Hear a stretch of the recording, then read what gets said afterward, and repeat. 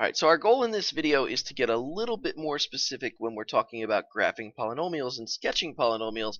And in this case, what we're going to do is we're going to actually start adding in zeros. So not only are we going to know about the end behavior, which direction it's traveling, how many turning points like we did in the last couple of videos, but we're also going to take a look at, well, what happens if we either know the zeros or we can find them, what that's going to tell us about, more specifically about what the graph's going to look like.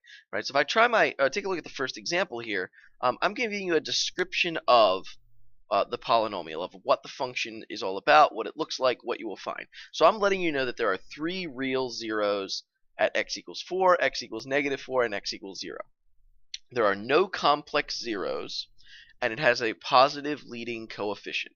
And I'm asking you, given all of that information, draw a sketch of this polynomial. So if I'm being told that there are zeros at 4, -4, and 0, I'm going to go to my x-axis, okay, and I'm going to draw or put down a point at each of those spots. Okay, so I'm going to say at 1, 2, 3, 4, there's a 0.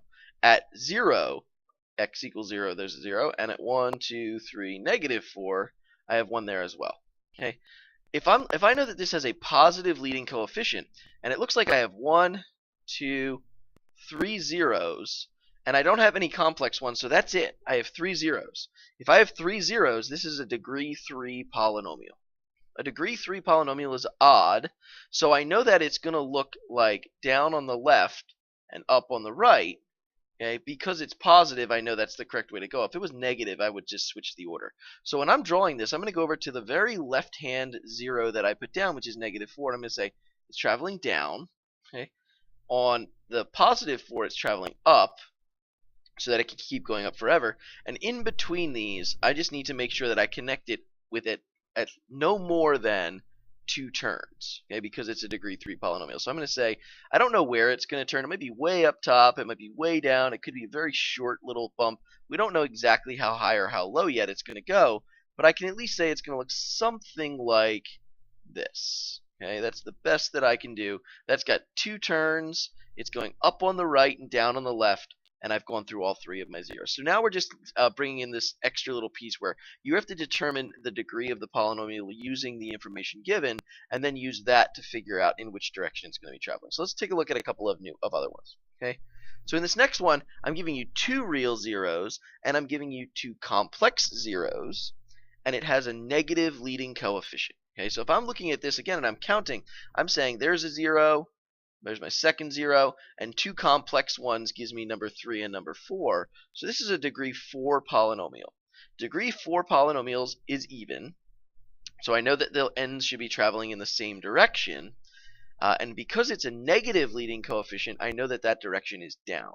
Right? So let's put down our 2 real zeros. I didn't even tell you what the complex zeros were, because the complex zeros will not show up on our graph at all. But I can come here and I can say there is a 0 right here at x equals 2. There's another one at x equals -3, okay? And I know that coming out of each of those zeros, I need to be traveling down, because they need to be traveling in the same direction, and because it's negative, we determine that direction is down.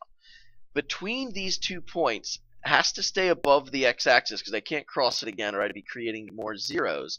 I need at most 3 turns, okay? Because it's a degree 4, I'm allowed to have at most 3 turns. I could maybe only have 1, and this might look like a parabola. Okay, maybe it'll look like that between them. Okay, that is a possibility. Okay, maybe, okay, here's a different possibility. It goes up and it turns and flattens out, and then it turns and flattens out again, and there's 2 zeros. That's a possibility. It's allowed to do that.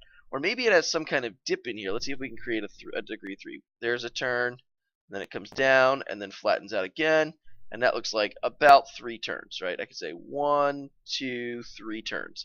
Any of those are completely good graphs, as long as by the time we're done graphing, there are no more than 3 turns, and the direction of the ends is correct, which for a particular problem is down, down.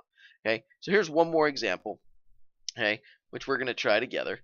Okay, so it looks like it has 3 real zeros. Let's put those down to start. There's one at 1. There's another one at 3. Okay, and there's a way over here at -7. Okay, this has 2 complex zeros. 2 complex zeros count for our total degree, and I have 3 real zeros. That's 5 total zeros. Negative leading coefficient. So degree 5, right? If it was positive, would look like down, up. Okay, but because it's negative, that's not correct anymore. That flips it. So now it's going to be up on this side and down on the right. All right, so let's do that. Coming out of my very left-hand point, my -7, it's got to be heading up. Okay, and coming out of my very right-hand endpoint, the 3, it's got to be going down. Okay, and then in between all of these points, connecting them all together, because this is a degree 5 polynomial, it's allowed to turn at most 4 times. So let's see if we can do that. So here's a turn, that's 1. There's another turn, that's 2. Here's another turn, that's 3. Okay, and then maybe it touches and goes like that and heads right back down. So that looks like 1, 2, 3, 4.